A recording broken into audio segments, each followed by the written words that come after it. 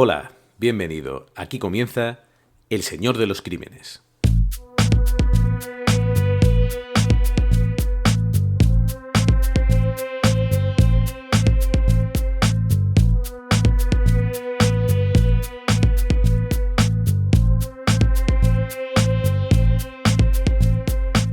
Hoy repasamos la trayectoria criminal de probablemente el asesino en serie más conocido de todos los tiempos, Ted Bundy.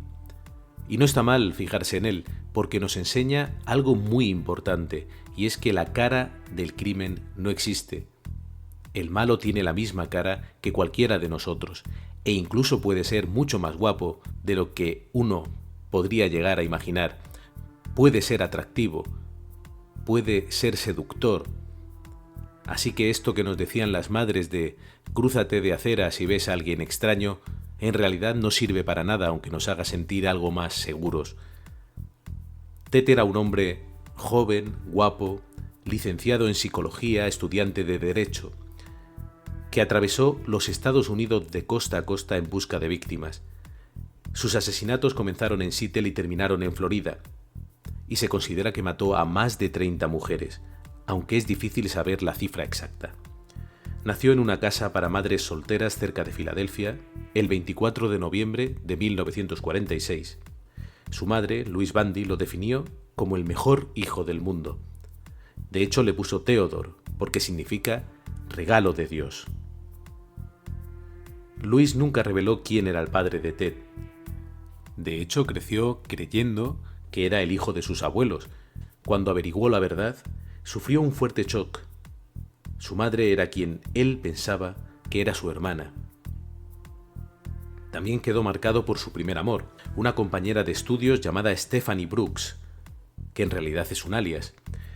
Esta mujer le abandonó cuando más se esforzaba por impresionarla. De hecho, por ella empezó a estudiar chino. Lo veía inmaduro. Años después, convertido ya en un hombre sólido y seguro de sí mismo, Ted consiguió volver con ella, y cuando más enamorada estaba de él, se vengó y la dejó. Unas pocas semanas más tarde, comenzaron sus asesinatos. El primer ataque se produce el 4 de enero de 1974 en Seattle.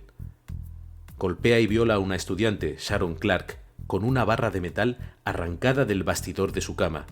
La violencia es extrema. Fue encontrada por sus compañeras de piso al día siguiente. Estaba viva, pero tenía el cerebro tan dañado que no pudo identificar a su agresor. Los investigadores creen que Ted Bundy vio a Sharon desvestirse a través de la ventana y no pudo contenerse. Era la ocasión de llevar a cabo todas sus fantasías. A partir de este primer suceso, Bundy comenzó su terrible carrera criminal. Elegía a sus víctimas siempre entre las jóvenes morenas, entre 16 y 20 y pocos años, con el pelo largo y raya en el medio. No las mataba rápidamente, las secuestraba y las torturaba. Quería tenerlas a su merced. Era lo que siempre había deseado. El 31 de enero de 1974, otra estudiante, Linda Ann Healy, desapareció. A las 8:30, una de sus compañeras de piso entró en su habitación porque el despertador no dejaba de sonar. La cama estaba hecha y pensó que ya se habría marchado. Por la noche, al ver que no regresaba, destaparon la cama y encontraron sangre. Su camisón, que estaba colgado cuidadosamente en el armario, también la tenía. Al parecer, Bundy la golpeó hasta dejarla inconsciente. Lo ordenó todo y se la llevó para dar rienda suelta a sus ideas más oscuras. Pero entrar en las casas resultaba arriesgado, así que diseñó un método para seducir y secuestrar a las jóvenes en plena calle. Solo necesitaba un poco de labia. Su rostro haría el resto. Y funcionó. El 12 de abril de 1974 desapareció Donna Mason. El 17 de abril, Susan Rancourt. El 6 de mayo, Roberta Parks. El 1 de junio, Brenda Ball. El 10 de junio, Georgian Hawkins. Ninguna desconfía de él. Es demasiado encantador. Y cuando lo hacen, ya es demasiado tarde. A pesar de su apariencia, era un sádico. Meg Andrews, la que fue su novia durante 4 años, declaró que aunque nunca le hizo daño, sus relaciones con Ted siempre apuntaban hacia el sadomasoquismo. El 14 de julio de 1974 busca algo especial. Secuestra a 2 jóvenes en el parque Lake Sammamish de Seattle. Se lleva primero a una y luego a otra. Se presenta con el brazo en cabestrillo y les pide que le ayuden a subir algo en el coche. Las primeras chicas que intentó engañar a pesar de su atractivo dieron una excusa y se salvaron. Pero Janice Sott y Dennis Naslund accedieron y esa fue su perdición. Bundy quería montárselo con 2 chicas a la vez. Las violó salvajemente y las mató. Sus restos fueron encontrados 2 meses después. Mucha gente había visto a Bundy. Se elaboró un retrato robot que ciertamente se le parecía. La policía recibió muchas llamadas que apuntaban a Ted Bundy como posible culpable, entre ellas 2 mujeres que le conocían bien, la de la reportera criminalista Ann Rule y la de su exnovia, Meg Andrews. Las 2 lo identificaron sin duda como el asesino del parque. Algunos testigos incluso escucharon que el hombre con el que fueron las chicas se presentó como Ted, pero la policía no podía creer que aquel muchacho amable fuera capaz de algo así y pensó que ningún asesino sería tan estúpido como para dar su nombre real a una víctima. Ted Bundy fue solo uno más en una lista de más de 3.500 sospechosos. Ante la posibilidad lejana de que alguien se diera cuenta de verdad de que aquel chico con cara de ángel era el asesino, Bundy decidió huir, se marchó y la ola de crímenes le siguió allá donde iba. Fue depurando su técnica. Utilizaba una mentira y atraía a las mujeres hasta su coche, un Volkswagen Escarabajo. Daba cualquier excusa, y allí tenía un auténtico kit del asesino, con cuerdas, cinta aislante, esposas y varios objetos romos. Su preferido era una llave de hierro para cambiar las ruedas. Las golpeaba y se las llevaba a un lugar tranquilo donde las violaba y las remataba. Era un tipo con la sangre muy fría. Él mismo se definió como el tipo con la sangre más fría que nadie había visto jamás. La serie de crímenes se traslada a los alrededores de Salt Lake City, en Utah. El 2 de octubre de 1974 desaparece Nancy Wilcox, el 18 Melissa Smith, el 31 Laura Amy. La lista es inacabable. El 8 de noviembre de 1974, Bundy se hace pasar por policía en un centro comercial. En el aparcamiento le dice a Carol Daronch que ha detenido a un ladrón y se ofrece a acompañarla para ver si su coche ha sido uno de los afectados. La secuestra y se la lleva, pero la joven consigue saltar del coche en marcha y así salva su vida. Ese mismo día, un grupo de estudiantes y sus padres se reúnen en la Escuela Superior de Beaumont para ver una obra de teatro. Bundy está entre el público.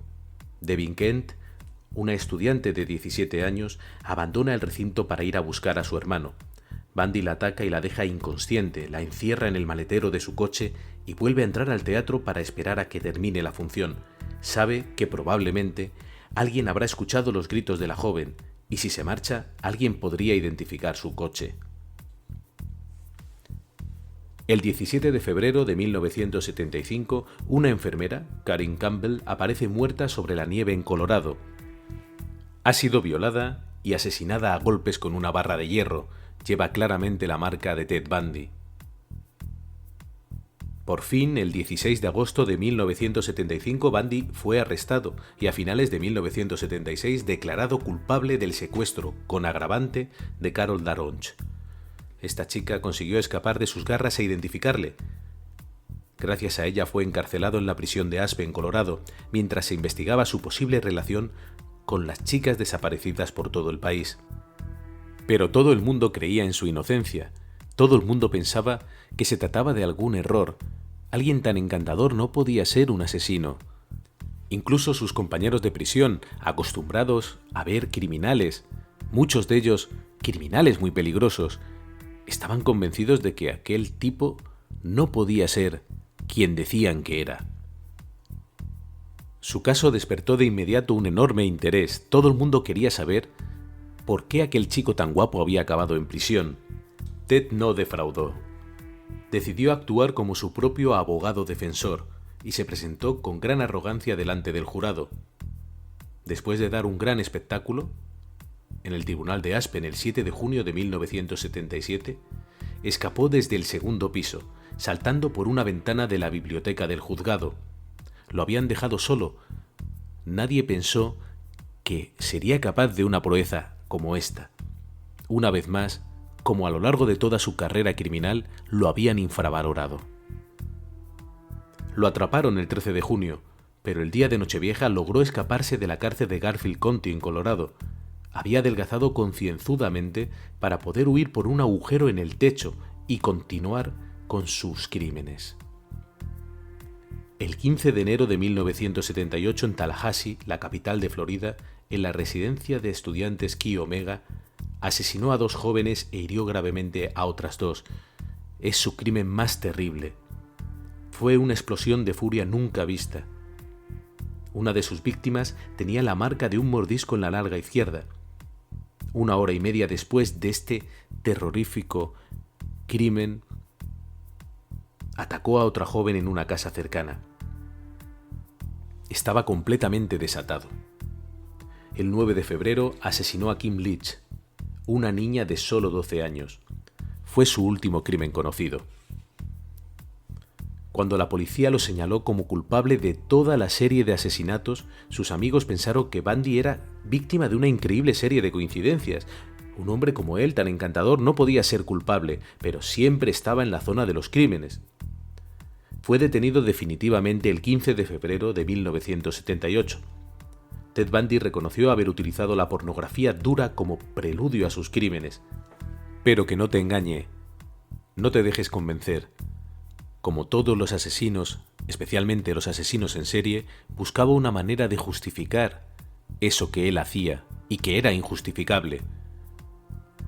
Es verdad que veía pornografía y probablemente era una manera de manifestar esa pulsión sexual, de abrir una espita para que saliera el vapor, de desahogarse. De ahí a culpar a la pornografía hay un mundo. Es como si dijéramos que un asesino ha comenzado a cometer sus crímenes porque consumía mucha horchata, por ejemplo. En efecto, la pornografía está ahí y es consumida por miles de personas. Si realmente la pornografía pudiera empujar a alguien al crimen, te aseguro que habría oleadas de crímenes imparables. Ted se justificaba de esta manera. Vamos a escucharle. Era básicamente una persona normal. No era un tipo de esos que está en los bares, ni un vagabundo. No era un pervertido en el sentido de eso de que ves a una persona y sabes que hay algo extraño en él. Y hay que decir que era esencialmente una buena persona con buenos amigos. Vivía una vida normal, excepto por esto pequeño pero muy potente, muy destructivo, esta parte que a veces me dominaba y que mantenía muy secreta y muy dentro de mí. Por eso parte del shock y el horror que sufrieron mis amigos y mi familia cuando fui arrestado por primera vez fue que no tenían ninguna pista de que yo me sentía atraído por esto. Parecía el típico chico americano. Y estaba bien, no era perfecto, pero estaba bien.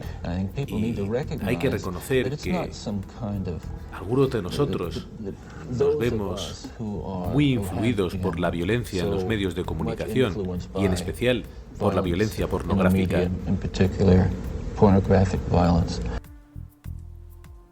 La influencia de la pornografía suena a excusa, suena a explicación, suena muy bien para esas personas que intentan enarbolar la bandera de la moralidad. Era una persona normal, una buena persona, pero la malvada pornografía, la pornografía violenta, terminó por convertir a Ted Bundy en un terrorífico asesino. La pregunta es por qué solo unas pocas personas expuestas a esta violencia pornográfica, terminan por matar, por convertirse en auténticos depredadores sexuales. En realidad, Ted sabía muy bien lo que hacía. Ted quería satisfacer sus instintos más bajos y los alimentaba, por supuesto, a través de la pornografía y seguramente de otras maneras que nunca quiso confesar. En sus últimos momentos, Ted se quiso presentar como un muchacho normal que se había desviado porque las circunstancias le habían empujado. Siempre dijo que no había que buscar en su familia, que su familia era completamente normal y que no sabía por qué él había sido uno de los elegidos, uno de los señalados para haberse desviado por esta violencia pornográfica. No es el único asesino en serie que ha terminado explicando que, de alguna manera, la pornografía era la culpable de su comportamiento.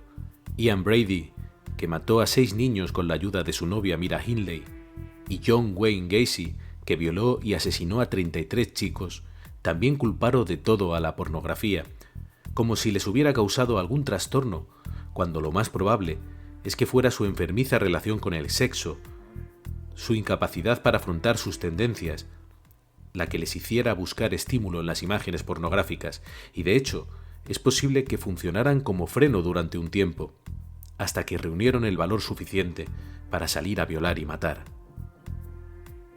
Ted Bundy también afirmó que cuando violaba a sus víctimas las poseía como uno podría poseer una maceta, un cuadro o un Porsche.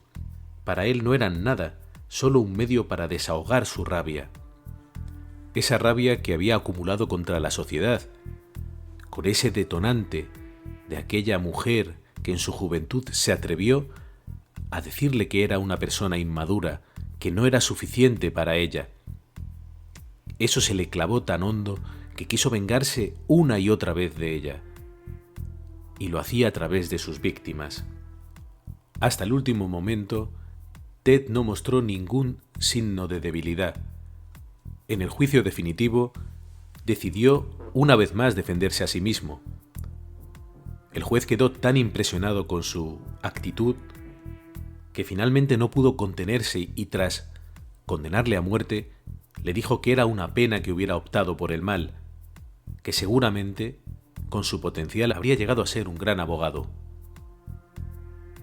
A pesar de todo, a pesar de que la marca de la dentadura en una de sus víctimas fue definitiva para condenarle, a pesar de que había pocas dudas de que estaba siempre cerca del lugar de los crímenes, a pesar de todo ello, eran muchos los que seguían resistiéndose a creer que Ted Bundy era aquel criminal salvaje que había arrasado con todas las mujeres que se habían cruzado en su camino, de un punto al otro del país.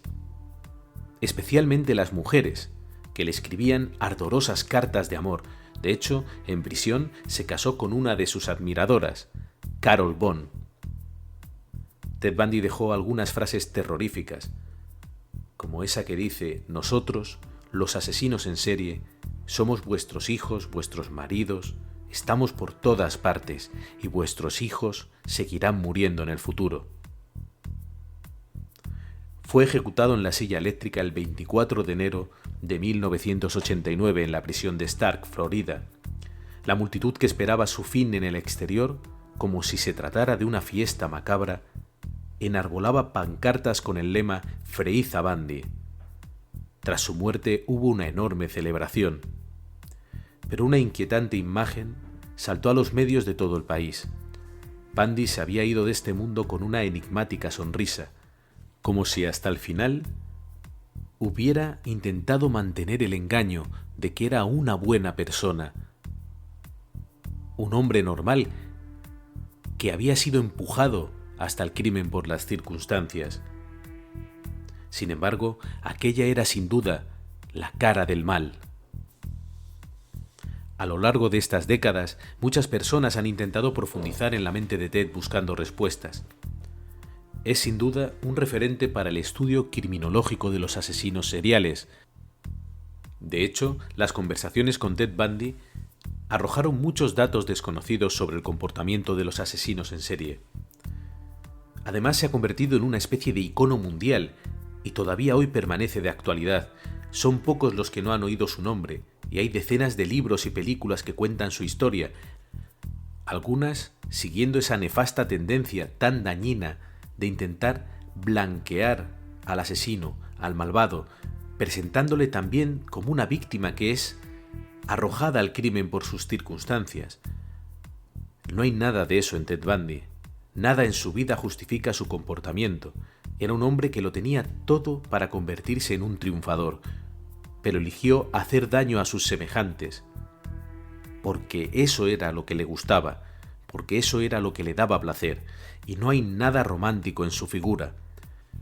Robert K. Ressler, fundador de la Unidad de Ciencias del Comportamiento del FBI, en su libro El que lucha con monstruos, se lamentaba de que los medios de comunicación lo hubieran tratado en muchas ocasiones como una especie de tío guay, y dejaba claro que no era el Rodolfo Valentino de los asesinos en serie, sino un hombre brutal, sádico y pervertido que había matado a una niña de 12 años metiéndole la cara en el barro mientras la agredía sexualmente. La que fue su amiga, la escritora Anne Rule, reconocía que le gustaba a Ted, por supuesto, como a todas, pero explicaba que nunca fue tan guapo, brillante o carismático como lo pintaba el folclore del crimen. Autora de un libro superventa sobre Ted llamado Un extraño a mi lado, Rule contó que en una ocasión la acompañó hasta su coche a las 2 de la mañana y le dijo: «Anne, cierra bien las puertas, no quiero que te pase nada malo». Tiempo después pensaría que aquello había sucedido después de haber pasado unas horas con el hombre más peligroso de Norteamérica.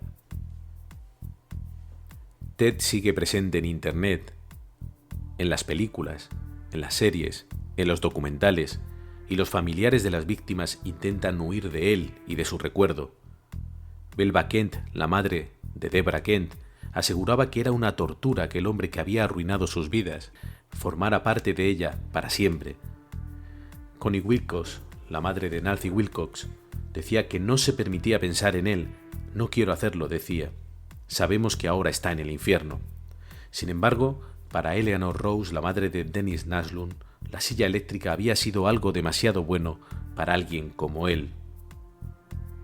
El estudio de los asesinos en serie nos puede ser muy útil para protegernos. Ted Bundy dijo algunas cosas inquietantes, como que podía ver enseguida qué personas eran las más vulnerables. Es este concepto que nos dice que la víctima de alguna manera también se muestran al asesino, se muestran al criminal.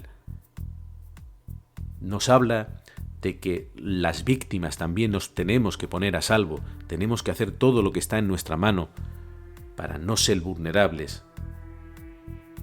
Ted decía que sentía como algunas personas, algunas mujeres, le estaban invitando a abusar de ellas, como si lo desearan, como si fueran corderos esperando a su depredador.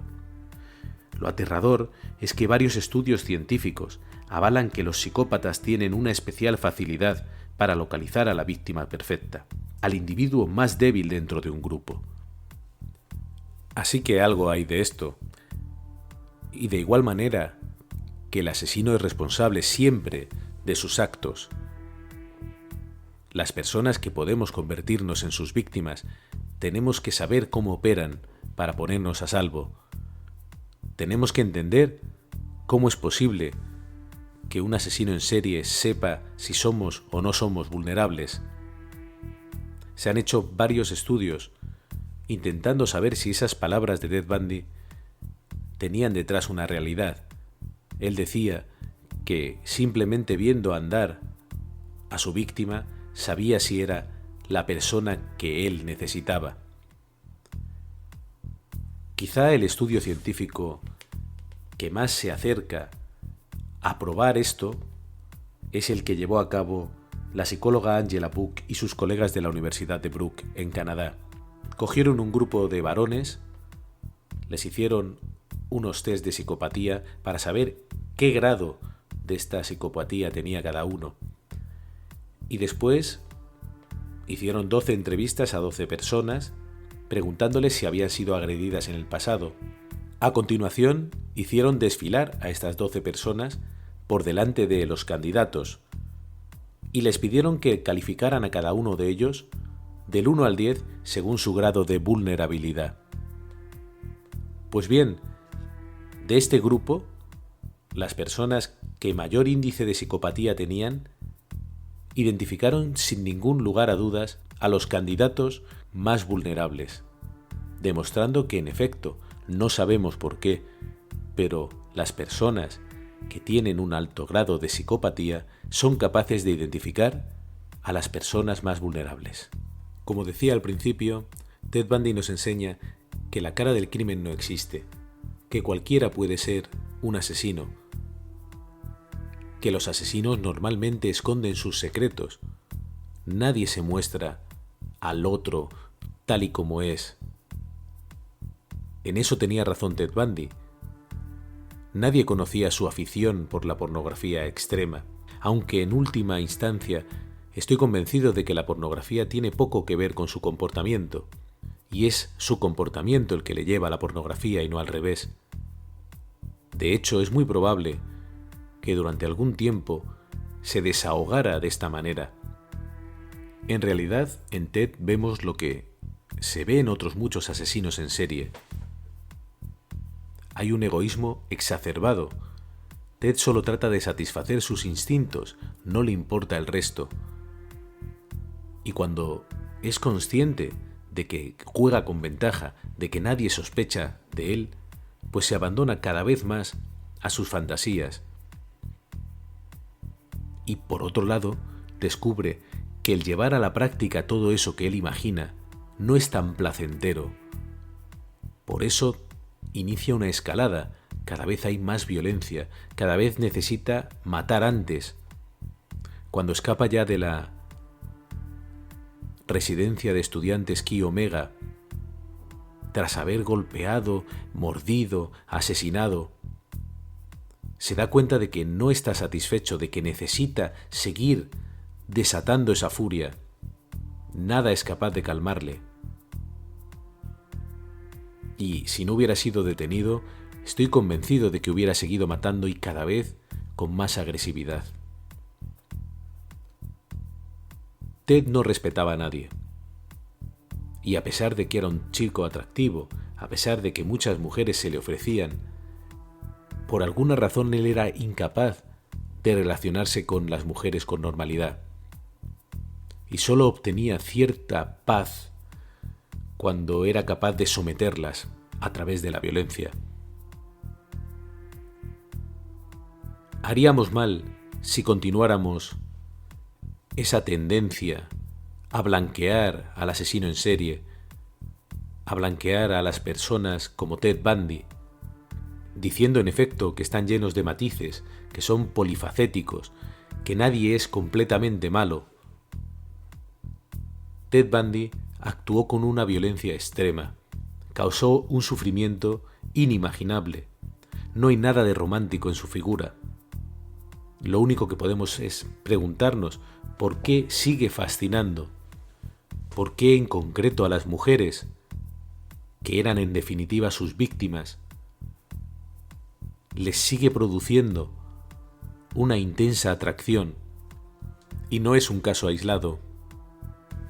¿Por qué los asesinos en serie reciben decenas de cartas de amor en prisión? Es posible que en un primer momento Ted nos coja absolutamente desprevenidos. Es verdad que su apariencia es la de un chico normal, pero ahora que sabemos lo que sabemos, cuando le escuchamos en las entrevistas que le hicieron, cuando le vemos, percibimos que algo en él no va bien. Cuando vemos sus fotografías en el juicio, cuando nos acercamos a su comportamiento, nos damos cuenta de que algo falla. Y eso no debería resultar atractivo. En el fondo, Ted era un ser humano averiado. Y era un ser humano muy peligroso. Esa atracción no hace más que ponernos en peligro. Y hay que prevenirla. También me preocupa esa fascinación que genera en determinadas personas el fenómeno del asesino en serie. Si nos sumergimos en la red, encontraremos decenas de páginas en las que se puede comprar merchandising relacionado con la actividad del asesino en serie. Algunos criminales incluso han intentado lucrarse después con su historia. Todo esto es una perversión de algo que sí nos interesa. y que descubrió Robert K. Ressler y su equipo al estudiar a los asesinos en serie. Y esto que nos interesa es que los malos nos pueden enseñar por qué hacen lo que hacen, de qué manera se despojan de esas barreras naturales que todos vamos generando a lo largo de nuestra educación mientras nos vamos haciendo mayores. ¿Por qué no se detienen a pensar en el daño que hacen? ¿Por qué se excitan ante el dolor ajeno? Todo eso lo podemos comprender mejor hablando cara a cara con el asesino, pero sin romanticismos. Nos encontramos delante de alguien capaz de matar sin sentir ningún tipo de remordimiento, y no hay nada admirable en ese comportamiento. Si nos acercamos a los asesinos, y concretamente a los asesinos en serie, es para buscar una vacuna contra ese mal que acecha en la sociedad. Y estudiarlos nos puede servir no solo para combatir a los asesinos en serie, sino para detectar comportamientos anómalos y peligrosos en personas de nuestro entorno, en personas que pueden hacernos daño.